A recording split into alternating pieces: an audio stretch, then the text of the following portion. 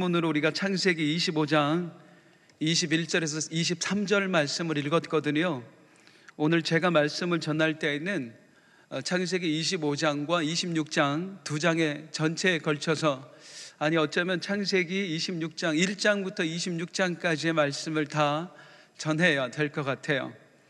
오늘 이 말씀을 통해서 제가 바랍기는 우리 성도님들께서 성경을 보시는, 지금도 잘 보시는데요, 성경을 보시는 시야가 조금만이라도 더 함께 좀 넓어졌으면 하는 바람이 있습니다. 창세기 25장 26장은요 이삭의 집안 이야기예요. 여기에는 몇 가지 단락의 이야기가 나오는데 크게 세 부분으로 나누면 될 것 같아요. 첫 번째 이런 이야기가 있어요. 아브라함의 아들 이삭이 있잖아요. 이삭이 결혼을 해서 그 아내 리브가가 임신을 했어요. 쌍둥이를요. 어느 날 리브가에게 하나님의 말씀이 전해지는 겁니다. 같이 한번 읽어볼게요. 시작. 여호와께서 그에게 이르시되 두 국민이 내 태중에 있다. 두 민족이 내 복중에서부터 나누이리라. 이 족속이 저 족속보다 강하겠고 큰 자가 어린 자를 섬기리라.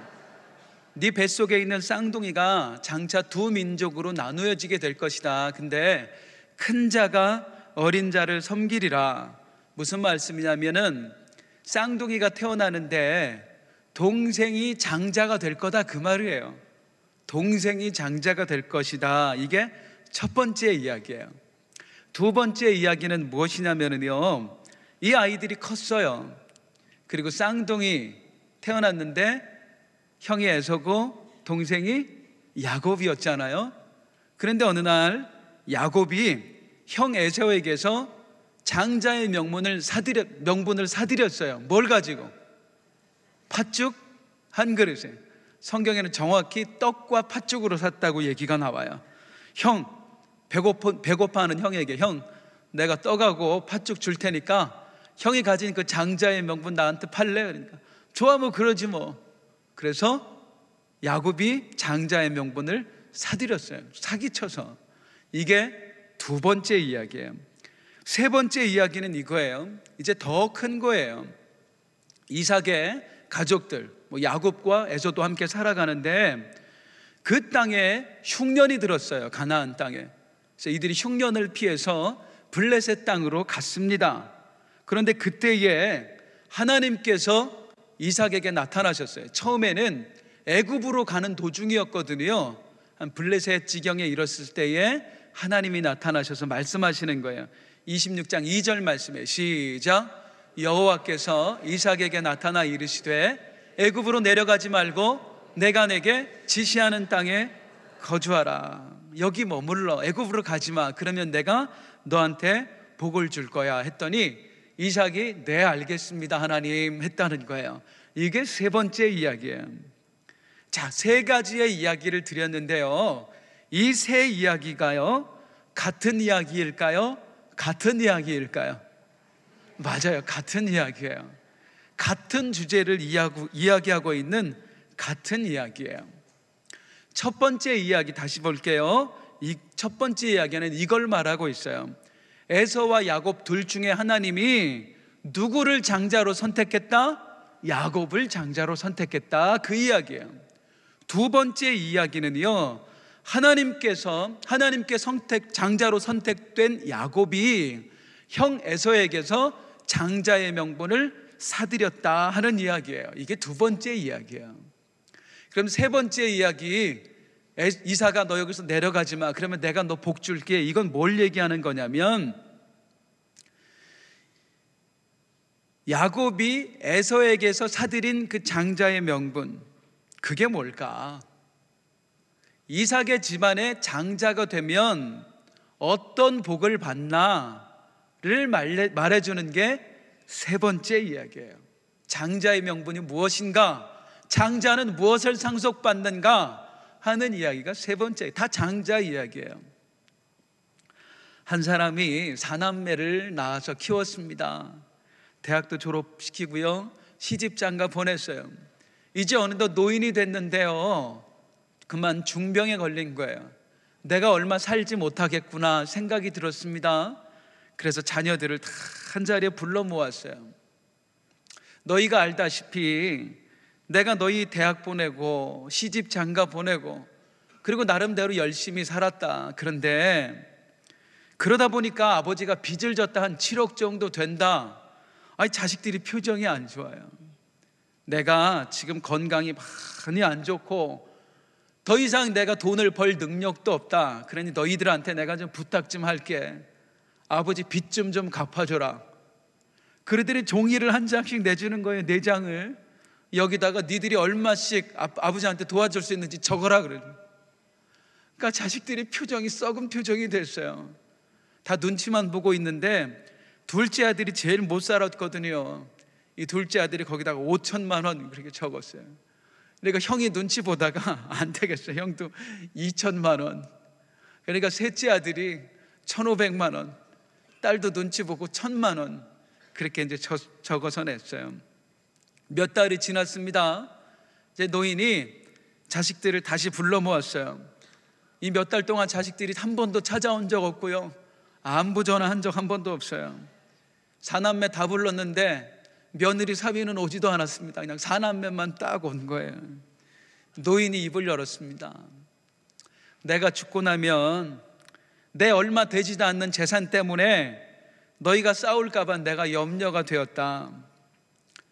그래서 내가 지금 이제 전 재산을 다 정리하고 공증까지 마쳤다. 각자 상속액은 지난번에 너희가 적어준 액수의 5배로 하겠다. 그래서 둘째는 2억 5천, 장남은 1억 받았고요. 셋째는 7,500만 원, 딸은 5천만 원. 상속 조금 받은 자식들은 얼굴이 금방 사색이 됐어요. 지혜롭지요? 한번 써먹으세요.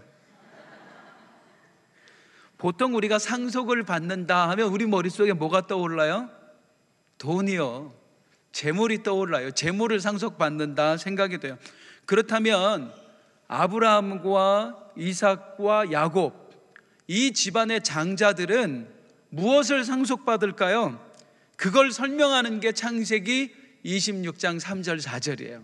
이 집안의 장자들이 뭘 상속받는가? 시작. 이 땅에 거류하면 함께 있어 내게 복을 주어 내가 이 모든 땅을 너와 내 자손에게 주리라. 내가 내 아버지 아브라함에게 맹세한 것을 이루어 내 자손을 하늘의 별과 같이 번성하게 하며 이 모든 땅을 내 자손에게 주리니 내 자손으로 말미암아 천하 만민이 복을 받으리라. 이사가 내 말을 듣고 여기 머물러라. 그러면 너희 아버지에게 약속한 복을 너에게 주마 했어요. 네 자손으로 말미암아 천하 만민이 복을 얻을 거야. 네 자손이 하늘의 별과 같이 될 거야. 아니, 이게 상속하고 무슨 상관이 있습니까? 이 하나님의 약속은요, 일찍이 아브라함에게 주어졌던 언약의 말씀이에요. 아브라함이 모리아산에서 독자 이삭을 바치려고 했거든요. 그때 하나님이 주신 말씀이 있어요. 창세기 22장 16절에서 18절. 16절은 제가 읽을게요. 이르시되 여호와께서 이르시기를 내가 나를 가리켜 맹세하노니 네가 이같이 행하여 내 독자도 아끼지 아니하였은즉 17절 18절 같이 읽어볼게요. 시작. 내가 내게 큰 복을 주고 내 씨가 크게 변성하여 하늘의 별과 같고 바다와 모래와 같게 하리니 내 씨가 그 대적의 성문을 차지하리라. 내 씨로 말미암아 천하 만민이 복을 받으리니 이는 내가 나의 말을 준행하였음이니라 하셨다 하리라. 누구한테 준 언약이라고요? 아브라함에게요. 그런데 가만 보세요. 네 씨로 말미암아 네 자손이 하늘의 별과 같으리라. 네 씨로 말미암아 천하 만민이 복을 받으리라. 나중에 이삭이 받게 될 언약의 말씀과 똑같잖아요. 이게 상속된다는 거예요. 이 하나님의 언약이요. 이 언약이 맨 처음 아브라함에게 주어졌고 그 아브라함의 장자인 이삭에게 상속되는 거예요. 언약이 상속되는 거예요. 그럼 이 언약이 또한 장차 누구에게 상속이 되겠어요?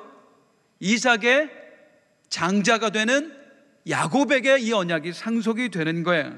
자, 그럼 정리해 볼게요. 창세기 25장에서 26장이 말씀하고 있는 거는 첫 번째 이야기, 에서와 야곱 쌍둥이 중에 누가 장자로 선택됐다? 둘째 야곱이 선택이 됐다. 두 번째 이야기, 그 야곱이 형 에서로부터 장자의 명분을 사들였다. 세 번째 이야기, 장자의 명분을 가진 사람은 무엇을 상속받게 되는가? 아브라함과 이삭에게 주어졌던 하나님의 언약을 상속받게 된다. 이게 창세기 25장에서 26장에 나오는 이야기의 핵심이에요. 잘 들어보십시오. 그렇다면 이 이야기를 들으면서 우리가 가져야 될 의문이 있어요. 아니 도대체 그 언약이라는 게 얼마나 대단한 것이기에 재산을 말하는 것보다도 이런 일을 해줄 거야 라는 언약을 말씀하는가? 얼마나 대단한 것이기에 성경이 이렇게 중요하게 다루고 있는가? 자, 아브라함이 받았던 언약, 그리고 또 그 언약을 이삭이 상속받고 또 그 언약을 야곱이 상속받는데, 이 언약에는 도대체 어떤 의미가 있는 걸까요? 단순히 자손이 많아진다는 얘기일까요? 너희들 자손이 세상에 이름을 낸다는 얘기일까요? 자, 이제부터 이 집안 장자들이 받았던 하나님의 언약에 관하여 설명을 드리겠습니다. 잘 들으셔야 돼요. 사실 이 언약은 누구에게 처음 주어졌을까요? 아브라함에게 주어졌을까요? 아브라함에게 주어졌을까요? 아니에요. 오늘은 틀렸습니다. 제가 오늘은 좀 속였어요. 너무 쉽게 하니까 이게 머리를 좀 놓고 드시는 것 같아요. 아브라함에게 처음 주어진 언약이 아니에요. 죄송합니다. 이게 설교를 하는데 막 사기를 치고 있네요. 아브라함 이전에 이 언약이 주어졌었어요. 처음 주어진 장면으로 가볼게요. 창세기 3장 15절이에요. 같이 읽습니다. 시작. 내가 너로 여자와 원수가 되게 하고 내 후손도 여자의 후손과 원수가 되게 하리니 여자의 후손은 내 머리를 상하게 할 것이요 너는 그의 발꿈치를 상하게 할 것이니라 하시고, 아담이 사탄의 꾀임에 빠져서 하나님께 범죄했습니다. 자, 그 하나님께서 아담을 꾀었던 옛뱀 사탄에게 저주하시는 말씀이 오늘 3장 15절의 말씀이에요. 그런데 이 말씀을 가만히 보면 아주 중요한 말을 하는데, 내가 장차 이 땅에 여자의 후손을 보낼 것이다 하나님 말씀하고 있는 거예요. 그리고 그 여자의 후손이 오셔서 하는 일이 뭐예요? 사탄의 머리를 상하게 할 것이다. 사탄을 짓밟으리라 하나님이 말씀하시는 거예요. 우리 성도님들 잘 아시죠? 여기서 말하는 하나님이 말씀하시는 여자의 후손이 누구지요? 예수 그리스도입니다. 동정녀로 탄생하신, 육신의 부모로는 오직 여자밖에 없는, 엄마밖에 없는 여자의 참된 여자의 후손 오직 예수 그리스도 한 분, 그분을 말하는 게 이 창세기 3장 15절의 말씀이에요. 자, 보세요. 하나님께서는 지금 마귀를 저주하는 것을 빌어서 하나님이 가지신 구원 계획을 말씀하시는 거예요. 장차 이 땅에 내 아들 구원자 예수 그리스도를 보내리라 하고 말씀하고 있는 거예요. 이게 얼마나 감사한 일인지 몰라요. 지금 뭐 했다고요? 사람이 하나님 앞에 범죄했다고요. 그런데 범죄한 사람 앞에서 너 그러면 못 써, 왜 그랬어? 하라고 하나님 말씀하시는 게 아니에요. 책망을 먼저 말씀하시는 게 아니라 뭐부터 말씀하신다고요? 구원 계획을 말씀하신다고요. 우리 하나님 이런 분이세요. 그래서 이 창세기 3장 15절은 처음 하나님이 구원 계획을 말씀하셨다고 해서 원복음, 원시복음이라고 얘기를 해요. 내가 사탄을 멸하고 내 백성을 살리기 위해 장차 이 땅에 여자의 후손을 보내리라. 이 여자의 후손으로 말미암아 천하 만민이 복을 얻으리라. 그게 창세기 3장 15절 말씀이에요. 그럼 여기서 조금 더 설명드리는데요, 그러면 하나님께서는 장차 이 여자의 후손이 오셔서 어떤 일을 하시는가, 여자의 후손이 무슨 일을 하시는가도 말씀해 주셨을까요? 해주셨을까요? 해주셨어요. 요즘 좀 조심스러워졌네요. 아까 이후에. 지금부터 안 속이겠습니다. 말씀해 주셨습니다. 대신 말로 말씀해 주시는 게 아니고 행동으로 말씀해 주셨어요. 그게 바로 이거예요. 창세기 3장 21절이에요. 여호와 하나님이 아담과 그의 아내를 위하여 가죽옷을 입히시니라. 이게 하나님께서 여자의 후손이 이 땅에 오셔서 하실 일을 행동으로 말씀해 주신 거예요. 자, 성경은 이렇게 말해요. 죄를 범한 아담과 하와가 서로 벗었음을 보고 부끄러워했다라고 말씀해요. 솔직히 부부끼리 뭐가 부끄러워요? 이 부끄러움은 영적인 부끄러움으로 이해하셔야 돼요. 내 죄가 보이고 내 허물이 보여서 부끄러웠다는 얘기예요. 그런 저들을 위해서 하나님이 어떤 언약을 주세요? 허물과 죄로 부끄러워하는 저들에게 여자의 후손을 보내리라라는 약속을 해주세요. 그리고 나서 곧바로 가죽옷을 지어 입히십니다. 이 가죽옷은 무슨 의미인가? 너의 죄와 허물을 내가 가리워 주겠다는 거예요. 무엇으로? 이 가죽옷으로요. 가죽옷이라는 것은 그냥 생기는 게 절대 아닙니다. 오늘 가죽옷 입고 오신 분 계세요? 가죽옷은 누가 죽어야 생기는 겁니다. 어떤 짐승이 됐건 누가 죽어야만 가죽이 생기는 거예요.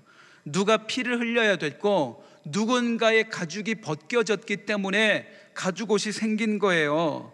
이건 하나님이 말씀해 주시는 거 행동으로 장차 여자의 후손이 오면 이 일을 하리라 하는 거예요. 그가 너희를 대신에 희생할 것이고 그가 너희를 대신에 피를 쏟을 것이고 그의 가죽이 벗겨질 것이다. 그게 요한복음 6장 55절 말씀이에요. 예수님이 내 살은 참된 양식이요 내 피는 참된 음료로다 하는 거예요. 여자의 후손 되시는 예수 그리스도가 장차 오셔서 그 그리스도의 살과 피로 말미암아 범죄한 너희의 허물과 죄를 가려주리라. 이 얼마나 감격스러운 언약입니까? 복음은 신약에 나오는 게 아니라 이미 창세기 에덴 동산에서부터 있어진 게 복음이에요. 자, 그러면 하나님께서 행동으로 여자의 후손이 오셔서 하실 일을 말씀하셨는데 아담과 하와는 그 깊은 의미를 다 이해 못했을까요? 못했을까요? 맞아, 이해하지 못했어요. 다 이해. 왜? 복음은 감추어진 비밀이거든요. 예수 그리스도가 오셔야만 드러나는 거예요. 다 몰랐어요. 단지 이 생각은 하는 거예요. 아담과 하와가 하나님께서 우리를 사탄의 저주에서 벗어내고 싶어 하시는구나. 장차 여자의 후손이 탄생하게 되면 우리가 죄의 저주에서 벗어나게 되는구나. 복을 받게 되는구나. 그리고 다시 행복한 에덴 동산에서 살 수 있게 되는구나 하고 생각했어요. 그리고 그 하나님의 언약을 믿었고 다시 하나님 안에 거하며 살게 될 것을 소망했어요. 이걸 뭐라고 부르냐면 이걸 믿음이라고 부르는 겁니다. 자, 흔히들 생각하기에 잘못 생각하는 분들은 있잖아요.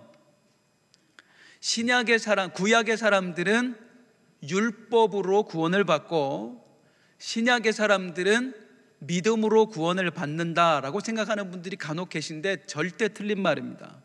구원은 구약이나 신약이나 오직 믿음으로 말미암아 받습니다. 그러면 우리는요, 신약 시대는 어떤 믿음으로 구원을 받지요? 오신 예수를 믿는 믿음으로 구원받고요, 다시 오실 예수를 믿는 믿음으로 구원을 받아요. 그럼 구약 사람들은 어떤 믿음으로 구원을 받지요? 장차 오실 예수를 믿는 믿음으로 구원을 받아요. 그 오실 예수를 어떻게 알아요, 사람들이? 하나님이 이미 말씀해 주셨잖아요. 여자의 후손을 보내리라고요. 그게 예수 그리스도라니까요. 그래서 창세기 3장 15절에 말씀했던 그 여자의 후손을 믿는 사람들은 구원을 받는 거예요. 자, 이 약속 이후에, 여자의 후손의 언약 이후에 인류는 두 부류의 사람들로 나뉘어지게 됩니다. 이 여자의 후손의 언약을 믿는 사람과 여자의 후손의 언약을 믿지 못하는 사람으로 나뉘어지게 되는 거예요. 즉 언약 안에 있는 사람과 언약 밖에 있는 사람으로 나뉘어지는 거예요. 그럼 하나씩 성경 공부하는 것처럼 생각을 해볼게요. 언약 안에 있는 사람은 누구예요? 아벨이에요. 언약 밖에 있는 사람은 누구예요? 가인이에요. 하나님이 보신 건 그의 믿음입니다. 믿음만 의예요. 왜 아벨을 의롭다 말씀하셨는가? 그에게 믿음이 있었기 때문이에요. 또 셋의 후손들이 언약 안에 있어요. 가인의 후손들은 언약 밖의 사람들이에요. 노아 할아버지는 언약 안의 사람이에요. 그리고 그 당시 살던 자기 소견에 옳은 대로 살아가던 세상의 사람들은 언약 밖의 사람들인 거예요. 셈의 후손들은 언약의 사람들이에요. 그리고 함의 자손들은 언약 밖의 사람들이에요. 자, 이 언약 밖의 사람들을 우리는 잃어버린 사람들이라고 불러요. 이 두 진영 간에 끊임없는 영적 전쟁이 있어집니다. 싸워요. 끊임없는 싸움을 싸워요. 이게 성경사예요. 자, 그러면 언약 안에 있는 사람들과 언약 밖에 있는 사람들 중에 하나님은 누구를 귀하게 여기셨을까요? 당연히 언약 안의 사람들입니다. 하나님은 예수 그리스도를 온 인류를 위해 보내지 않으셨습니다. 택한 백성을 위해 보내셨습니다. 우리는 선택된 사람들이에요. 자, 이 언약 안의 사람들을 하나님이 귀히 여겨주셨어요. 여자의 후손은 언약을 믿는 사람들을 하나님이 귀하게 여겨주셨고요, 그들을 불꽃 같은 눈동자로 지켜 보호해 주셨어요. 그 대표적인 사건, 하나님이 언약 안의 사람들을 지켜주셨다 하는 걸 보여주는 대표적인 사건 두 가지를 말씀드릴게요. 하나는 노아 홍수 사건이고요, 하나는 바벨탑 사건이에요. 노아 홍수 사건이 왜 있었을까요? 이 노아 홍수 사건을 성도님들 단순히 하나님이 심판하셨다라고 보시면 안 됩니다. 하나님이 왜 저들을 심판하셔 했는가가 중요한 거예요. 자, 성경은 하나님께서 이 땅에 홍수를 내리기 전의 상황에 대해서 이렇게 표현해요. 한번 보겠습니다. 창세기 6장 2절이에요. 하나님의, 같이 시작. 하나님의 아들들이 사람의 딸들의 아름다움을 보고 자기들이 좋아하는 모든 여자를 아내로 삼는지라. 아니 뭐 이 장가간 것쯤이 뭐가 문제가 되느냐 하는데, 이걸 영적인 관점으로 보면 되는 겁니다. 여기 하나님의 아들들은 누구를 말하겠어요? 언약 안의 사람들이에요. 하나님의 언약을 믿는 사람들이에요. 그리고 사람의 딸들은 누구를 이야기하겠어요? 하나님의 언약을 믿지 않는 사람들을 말하는 거예요. 무슨 여자의 후손이야, 완전히 배제하고 살아가는 사람들이에요. 지금까지는 언약 안의 사람들과 언약 밖의 사람들이 분리되어 살았다고요. 분리되어서, 그래서 이 언약 안의 사람들이 가진 믿음이 지켜질 수 있었어요. 그런데 노아 홍수 이전에 어떻게 되어버리냐면 이게 섞여버리는 거예요. 언약 안의 사람들이 보니까 너무 여자들이 예쁜 거예요. 남자들 예쁜 여자 좋아하지 마세요. 발등 찍고 삽니다. 그런데 너무 좋아해요. 그러다 보니까 뭐가 돼요? 믿음이 섞여버립니다. 믿음이 섞여버리는 게 아니라 믿음이 없어져 버리는 거예요. 전부 다 육신이 됨이라라고 나오잖아요, 성경에. 언약 밖의 사람들이 되었다. 모두가 믿음을 잃어버렸더라. 언약 안의 사람들은 누구만 남았어요? 노아와 그의 가족들만 남은 거예요. 이제 이 노아와 노아의 가족들마저 믿음을 잃어버리면 이 세상에 믿음을 가진 사람은 아무도 없어요. 하나님이 예수 그리스도를 보낼 혈통이 끊어져 버린단 말이에요. 그래서 하나님이 그 언약 안의 혈통을 보존하시기 위해서 이 땅에 심판을 내리시는 거예요. 언약 밖의 사람들을 쓸어버리시고 언약 안의 사람들만 보존하시는 겁니다. 이거 제 이야기가 아니에요. 성경에 나와요. 베드로후서 2장 5절을 볼게요. 시작. 옛 세상을 용서하지 아니하시고 오직 의를 전파하는 노아와 그 7 식구를 보존하시고 경건하지 아니한 자들의 세상에 홍수를 내리셨어요. 오직 누구만 의를 전파했다고요? 노아만. 여기 의가 뭐예요? 아까 말씀드린 성경이 말하는 의는 오직 믿음밖에 없다니까요. 노아가 여자의 후손이 오시리라 하는 그 메시아 언약을 믿었다고요. 그걸 사람들에게 전했다는 것입니다. 아무도 믿지 않았어요. 오직 노아와 그의 가족들만 믿었어요. 그래서 하나님이 이 땅을 홍수로 심판하시는 거예요. 노아의 가족들만 남았어요. 홍수가 끝났습니다. 하나님께서 홍수 이후에 남은 노아의 가족들에게 하나님의 언약을 확증시켜 주세요. 그게 무지개 언약입니다. 무지개 언약을 한번 볼게요. 창세기 9장 11절에서 13절 말씀입니다. 제가 좀 어려울까 봐 걱정이 돼 최대한 쉽게 하고 있는데 죄송합니다. 이해의 영을 부어주시기를 소망합니다. 하나님께서 말씀하셔요. 내가 너희와 언약을 세우리니 다시는 모든 생물을 홍수로 멸하지 아니할 것이라.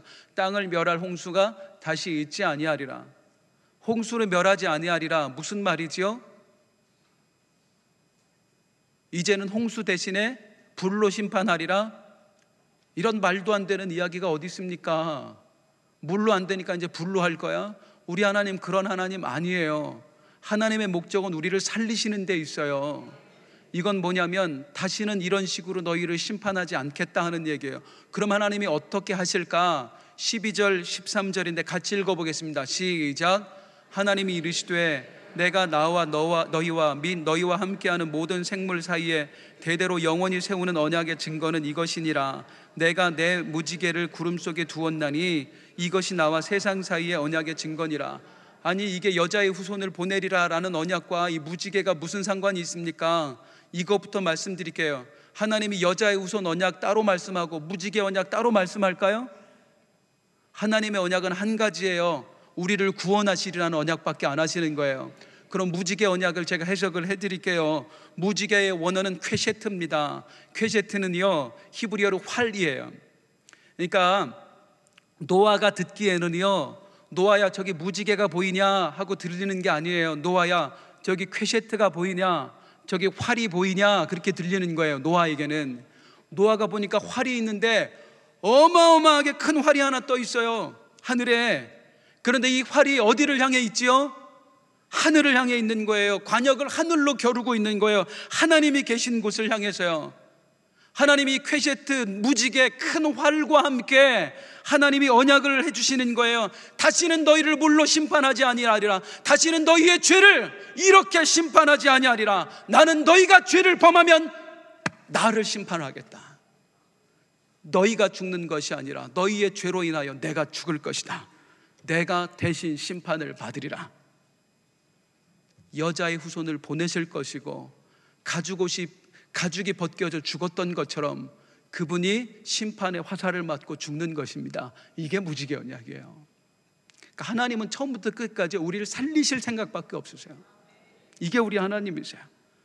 자, 이게 하나님이 이 노아 홍수 사건을 통해서 제가 하나님이 언약 안의 사람들을 지키신 이야기를 말씀드렸어요. 자, 하나님이 언약 안의 사람들을 지키신 또 하나의 사건이 뭐냐면 바벨탑이라고 했습니다. 그 당시 사람들이 바벨탑을 왜 만들었지요? 창세기 11장 4절에 보니까요, 같이 시작. 자, 성읍과 탑을 건설하여 우리 이름을 내고 온 지면에, 여기 중요한 건 이겁니다. 온 지면에 흩어짐을 면하자 이겁니다. 야, 하나님께서 우리를 또 언제 홍수로 심판할지 모른다. 홍수 심판 안 한다고 했는데도요. 언제 홍수를 심판하실지 모른다. 하나님이 다시는 우리를 심판할 수 없도록, 우리를 하나님께서 좌지우지할 수 없도록 우리가 대비책을 만들자. 물이 넘쳐도 끄떡없는 높은 탑을 만들자. 하늘에까지 닿게, 하나님 보좌에까지 닿게 우리가 탑을 만들자. 그리고 하나님 앞에 우리가 얼마나 대단한지 보여드리자. 우리 이름을 내자. 바벨탑 사건은 뭐냐면요, 온 인류가 똘똘 뭉쳐서 하나님 앞에 대항한 거예요. 똘똘 뭉쳐서가 중요해요. 하나로 뭉쳐서가 중요해요. 이게 영적으로 볼 때 얼마나 무서운 일인가. 하나님이 언약 안에 사람들을 지키려고 홍수를 내리셨어요.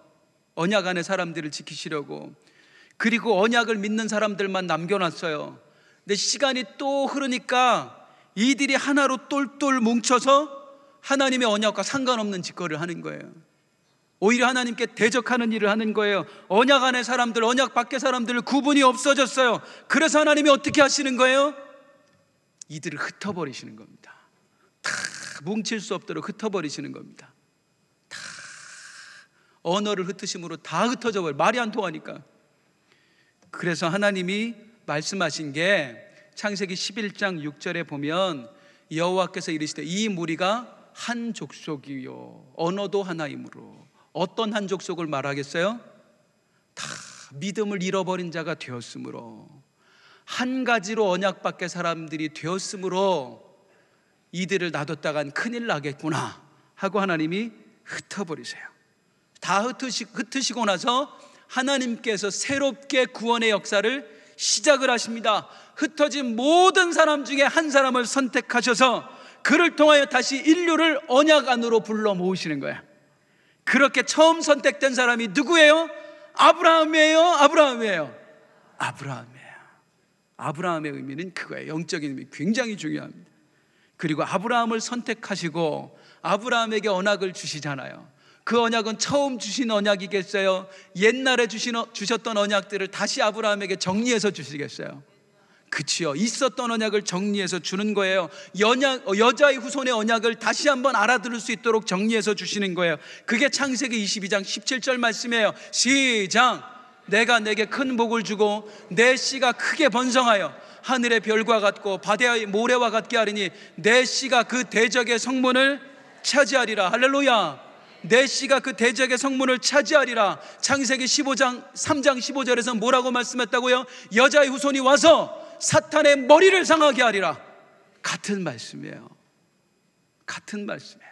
그 언약을 다시 온 인류가 잊어버렸을 때에 아브라함을 선택하여서 그 아브라함에게 여자의 후손의 언약, 메시아의 언약을 하나님이 다시 주신 것입니다. 아니, 이게 못 믿는 분들이 간혹 있더라고요. 아니, 이게 메시아의 언약이라는 거, 아브라함이 정말로 메시아를 믿었다는 거, 여자의 후손을 믿었다는 증거가 있습니까? 있습니다. 예수님이 직접 말씀하십니다. 바리새인과 서기관들에게. 요한복음 8장 56절입니다. 시작. 너희 조상 아브라함은 나의 때 볼 것을 즐거워하다 보고 기뻐하였느니라. 아브라함이 나의 때가 누구의 때예요? 예수님의 때를 아브라함이 언제 봤어요? 믿음으로 봤어요. 여자의 후손의 언약을 아브라함이 믿은 거예요. 장차 내 후손 중에 메시아가 오리라 하는 언약을 아브라함이 믿었던 거예요. 창세기 그래서 22장 17절 다시 보면 내가 내게 큰 복을 주고 내 씨가 크게 번성하여 하늘의 별과 같고 바다의 모래와 같게 하리니 내 씨가 그 대적의 성문을 차지하리라. 이걸 아브라함이 믿었어요. 그리고 이 아브라함에게 주어졌던 이 언약의 말씀이 대대로 상속되는 거예요. 누구에게? 아브라함에게, 장자들에게. 하나님은 아브라함의 혈통을 통해서 여자의 후손을 보내십니다. 메시아를 보내십니다. 그게 장자가 가질 수 있는 특권이에요. 자, 이 언약이 누구에게 주어졌다? 아브라함의 장자 이삭에게 주어졌다. 보세요.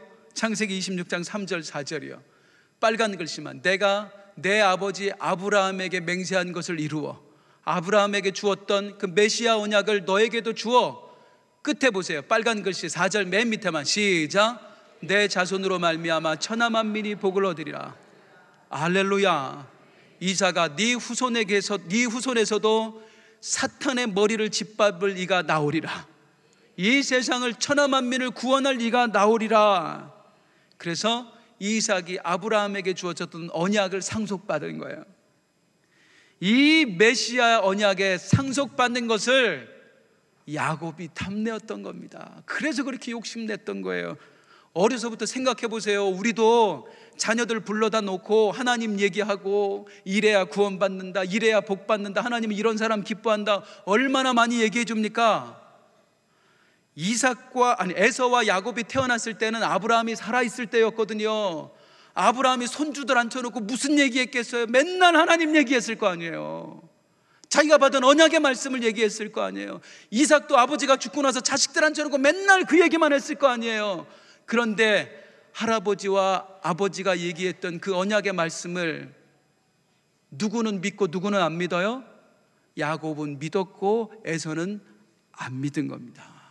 그래서 에서가 버려지는 거예요.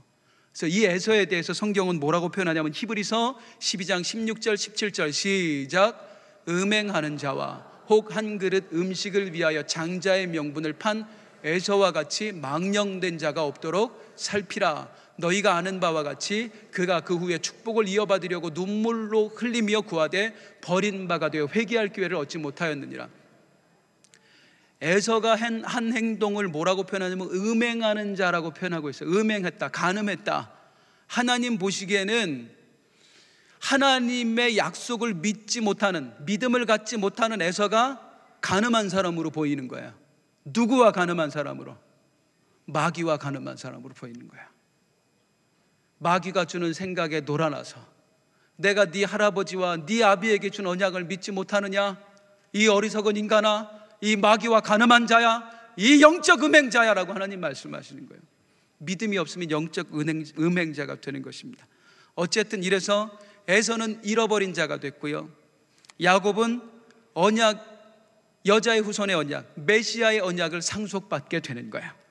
자, 그러면은 이제 중요한 주제로 넘어가겠습니다. 하나님께서는 쌍둥이 중에 야곱을 선택하셨잖아요. 도대체 야곱의 무엇을 보셨을까?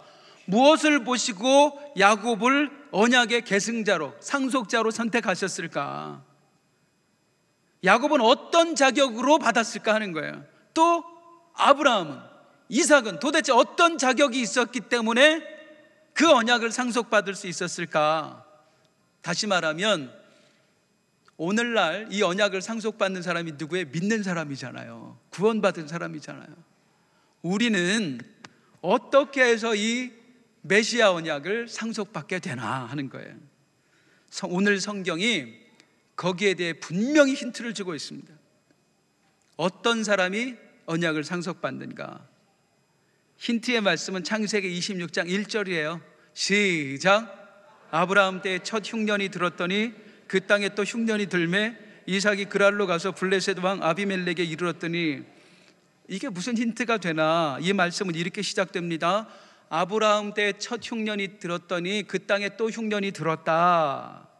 아니, 만약에 그냥 설명하면 그 땅에 흉년이 들매 하면 되잖아요. 그런데 굳이 앞에 설명을 또 하나 붙이고 있어요. 아브라함 때 첫 흉년이 들었더니 또 들었더라, 그렇게 설명하고 있어요. 왜 그럴까? 이제 이걸 설명드릴게요.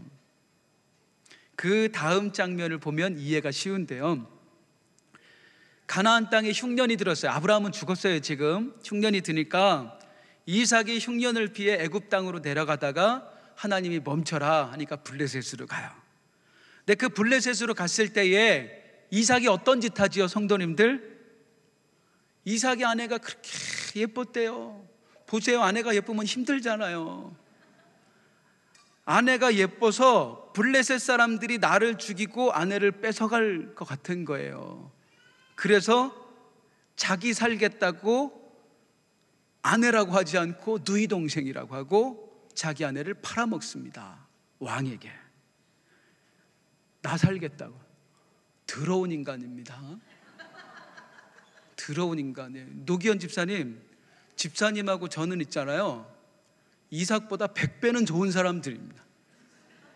저는 안 팔아먹었어요. 한 번도. 앞으로 팔아먹을 생각이 없어요. 절대 없어요. 더러운 인간이죠. 아시다시피 이 일은 이삭만 한 게 아니에요. 그 아버지 아브라함도 했어요. 아브라함도요, 자기 목숨을 구하자고 아내를 팔아먹었어요. 몇 번? 2번. 언제? 가나안 땅에 흉년이 들었을 때예요. 가나안 땅에 흉년이 들어서 애굽에 내려갔다 한 번 팔아먹었고요, 또 흉년이 들어서 또 흉년이 더 그랄 땅에 갔다가 아내를 또 한 번 팔아먹었어요. 성경은 그걸 얘기하는 거예요. 아브라함 때에 첫 흉년이 들었더니 이삭 때에 또 흉년이 들었더라 하는 얘기는 단순히 흉년만 얘기하는 게 아니라, 아브라함 그놈도 흉년이 들었을 때 아내를 팔아먹더니 그 아들놈 이삭도 흉년이 드니까 아내를 팔아먹고 있구나. 성경은 오늘 창세기 26장 1절을 통해서 분명하게 선언하고 있습니다. 아브라함이나 이삭이나 별 볼 일 없는 인간들이다. 다시 표현하면 참 더러운 인간들이다. 그런데 있잖아요, 성경이 얼마나 놀랍습니까?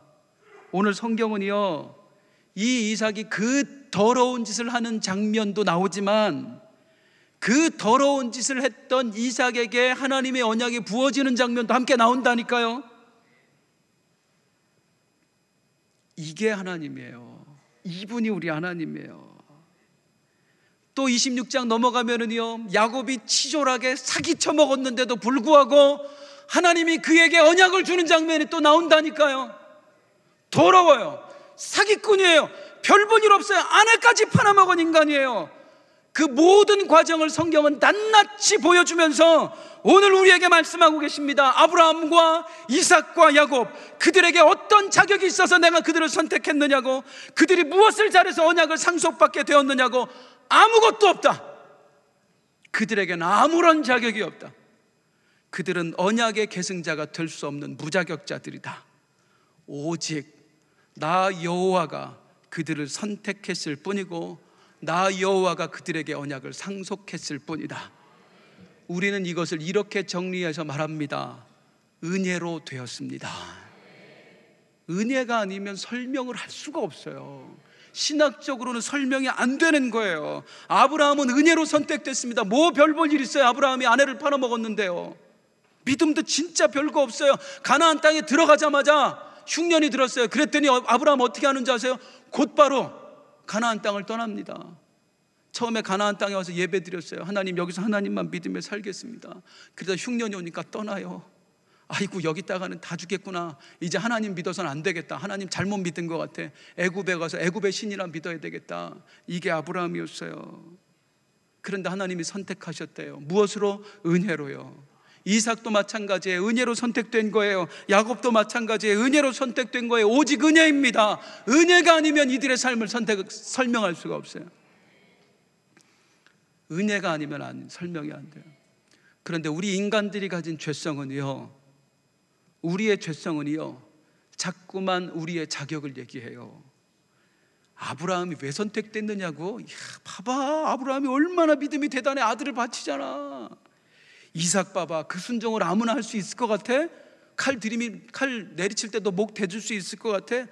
야곱이 얼마나 장자의 축복을 사모했는데, 야곱이 기도를 얼마나 많이 했는데, 노. 성경에는요, 이들의 자격을 말하는 장면보다 이들의 부적합을 말하는 장면이 훨씬 더 많습니다. 훨씬 더 많아요. 아브라함도요, 이삭도요, 야곱도요, 오늘 예배하고 있는 우리들도, 우리 모두는 하나님 앞에 무자격자입니다. 의인은 없나니 하나도 없습니다. 하나도 없답니다. 정말로 아무도 없답니다. 하나님 보시기에 의인은요, 우리는 다 죄인이에요. 구원받을 자격이 먼지만큼도 없는 사람들이에요. 그런데 그런 사람들에게 은혜가 부어졌어요. 그런 사람들에게요. 아브라함처럼 나 살겠다고 아넥 팔아먹는 인간에게, 야곱처럼 형이야 죽든 말든, 형이야 지옥 가든 말든 거짓말을 쳐서라도 내가 언약의 상속자가 돼야지 하는 사기꾼 같은 인간에게 구원이 부어지고 하나님의 자녀라는 자격이 부어지고 말할 수 없는 축복의 은혜가 부어지는 거예요. 그래서 성도님들, 우리는 그 어떤 상황에서도 내 공로를 말하면 안 됩니다. 자격을 말하면 안 됩니다. 내가 옛날에 얼마나 기도했는 줄 알아? 내가 이렇게 헌신했더니 말이지. 아니요, 그거 아무것도 아니잖아요. 잘한 것보다 못한 게 훨씬 많잖아요. 그런데 아직도 잘한 걸 얘기하시면 어떡해요? 우린 공로 없어요. 나는 공로 없으니에요. 없어요. 다른 사람을 판단해서도 안 돼요. 저런 게 구원받았다고. 나나 그 사람이나 다 자격 없이 구원받은 거예요. 나를 볼 때에도 은혜만 말해야 되고요, 다른 사람을 볼 때에도 은혜만 말해야 되는 거예요. 오직 은혜만 말하며 감사할 수 있는 우리가 되길 주님의 이름으로 축원합니다. 우리 사랑하는 목사님 늘 저는 우리 목사님에게 다 말씀 배우는 거예요. 목사님의 관점이 뭐예요? 이 성경에서 위인 만들지 말자. 사람은 위인 아니다. 하나님만 영광 받으셔야 된다. 하나님만. 우리는 있잖아요, 하나님께 드린 것보다도 하나님께 받은 게 훨씬 많은 사람이에요. 은혜 없이는 설명될 수 없는 사람이 우리들이에요. 옆에 분에게 한번 말씀하시는데, 저는 은혜 없이는 설명할 수 없는 사람입니다.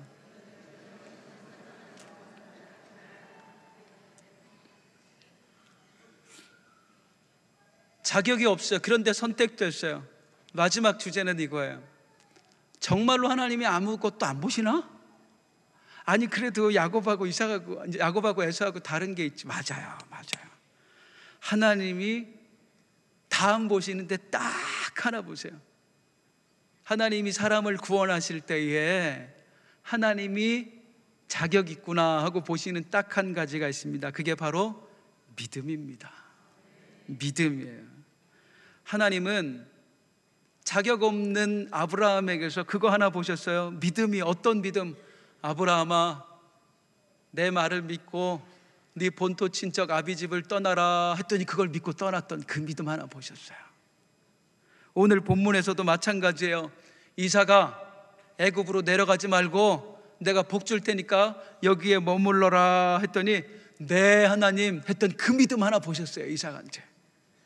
야곱한테도 있잖아요. 야곱이 형 에서를 피해 달아날 때에 하나님이 나타나셔서 야곱아, 내가 반드시 너에게서 다시 돌아오게 해줄게 했더니 아멘 하고 하나님께 제사를 드렸던, 돌베개 앞에서 하나님께 제사를 드렸던, 기도했던 그 야곱의 믿음 하나 보셨어요.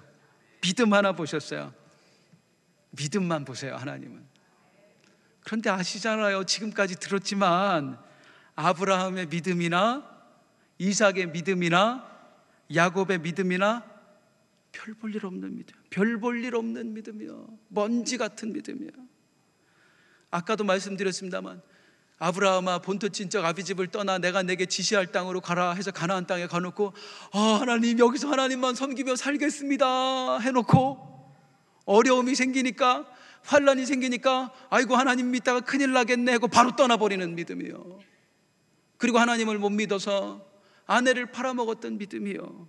그 별 볼 일 없는 믿음이야. 아브라함이나 이삭이나 야곱이나 성도님들 평생에 한번 우리 다짐해봐요. 죽을 때까지 믿음 자랑하지 말자. 우리 믿음은 하나님 보시기에 믿음 아니에요. 사람은 속일 수 있어도 하나님 못 속입니다. 하나님 보시기엔 먼지만도 못해. 그런데 하나님이 그걸 믿음이라고 여겨주시는 거예요. 그래서 하나님이 우리 믿음을 뭐라고 표현해요? 겨자씨라고. 겨자씨라고. 보일락 말락, 보일락 말락. 때로는 나도 그렇게 느껴져. 내가 믿음이 있는 건가? 없는 건가? 그런데 불꽃 같은 눈동자로 너무나 시력이 좋으신 우리 하나님께서 나를 바라보고 계시다가 먼지 같은 믿음 하나 살짝 드러나면 아이쿠 옳다구나 하고 잡으시는 거예요. 호승아, 너한테 믿음이 있구나. 아브라함아, 너한테 믿음이 있구나. 이삭아, 너한테 믿음이 있구나. 그래서 창세기 15장에 보면은요, 아브라함이 잠깐 하나님을 믿었을 때 하나님이 이렇게 표현하세요. 의로 여겨주셨다. 믿음 아니에요. 냉정히 말하면 믿음 아니에요. 믿음 아닌데 믿음 아닌 그 믿음을 하나님이 믿음으로 여겨주셨대요. 그래서 아브라함이 언약의 상속자가 되었고, 하나님의 그 믿음으로 여겨주시는 은혜 때문에 이삭이 언약의 상속자가 되었고, 겨자씨만한 걸 믿음으로 여겨주시는 하나님의 은혜로 야곱이 언약의 상속자가 되었고, 오늘 우리 또한 언약의 상속자가 되어서 이렇게 나와 예배하고 있는 겁니다. 그렇다면 또한 성도님들 믿으시길 바랍니다. 우리의 구원이 그 하나님의 은혜로 된 것이라면 자격 없는 우리에게, 정말 작은 믿음 가지고 살아가는 우리에게 구원이라고 하는 너무 큰 은혜가 주어졌다고 믿으신다면 구원받아 살아가는 내 삶도 그리하리라 믿으시기 바랍니다. 솔직히 우리는 부족해요. 부족해요. 우리는 하나님이 헌신하라는 감동을 주시면 있잖아요, 아멘 바로 하는 게 아니라 갈등해.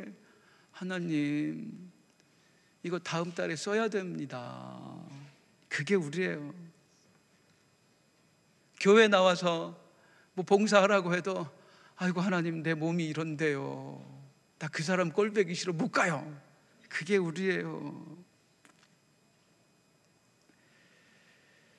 하나님이 복 주시겠다고 해도요, 그 약속보다도 지금 당장의 현실이 보이는 게 우리예요.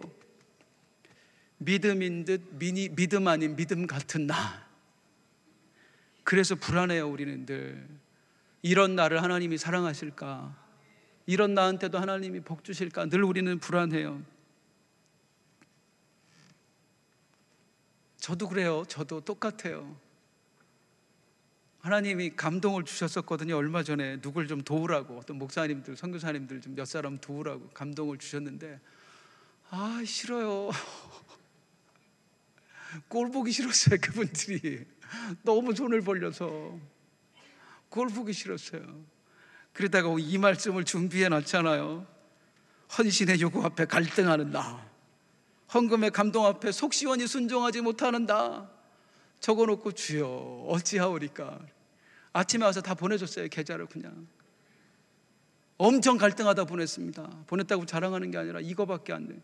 세상에 얼마 되지도 않는 거 하나님이 감동 주시면 순종하지 못하고 이것 때문에 힘들어요. 그 사람이 뭐 어때요? 뭐해요? 그리고 억지로 순종하고 억지로 헌신하고 때로 억지로 어거지로 눈치 보다가 헌금하고 그러는 우리들. 그런데 여러분, 우리 주님은 아브라함의 작은 믿음만 큰 믿음으로 여겨주시는 게 아니라 과부의 작은 엽전 두 입도 큰 헌신으로 여겨주신 하나님이십니다. 내가 갈등 가운데 드린 헌신도 하나님은 크게 봐주신다는 거예요. 감동받고도 온전히 순종 못하고 말하자면 10,000원 드려라 했는데 하나님 깎아서 5,000원 드렸는데도 하나님은 그 온전히 순종하지 못한 예물을 크게 봐주신다는 거예요. 믿음에 비해, 우리의 헌신에 비해 언제나 더 큰 축복으로, 언제나 더 큰 보상으로 채워주시는 우리 하나님, 그 하나님께 진짜 감사의 제사를 드렸으면 좋겠습니다. 주저함이 아니라, 갈등함이 아니라, 하나님, 내가 이제야 하나님께 감사를 드립니다 하는 감사로 다가갈 수 있기를 주님의 이름으로 축원드립니다. 오늘 말씀 제목 기억나세요? 작은 믿음, 큰 은혜. 그거 아니면 우리 인생이 설명이 되나요? 작은 헌신, 큰 축복. 작은 순종, 하나님이 큰 보상. 언제나 이렇게 우리의 삶을 채워가시는 하나님께 이 감사의 계절에 이번에는 미안함이나 주저함보다는 감사함으로 나아갈 수 있는 우리 모두가 되기를 축원합니다. 성도님들 같이 부르고 싶은 찬송이 있어요. 은혜 아니면 살아갈 수가 없는. 우리 찬양팀 함께 나와주세요. 함께 찬송하겠습니다.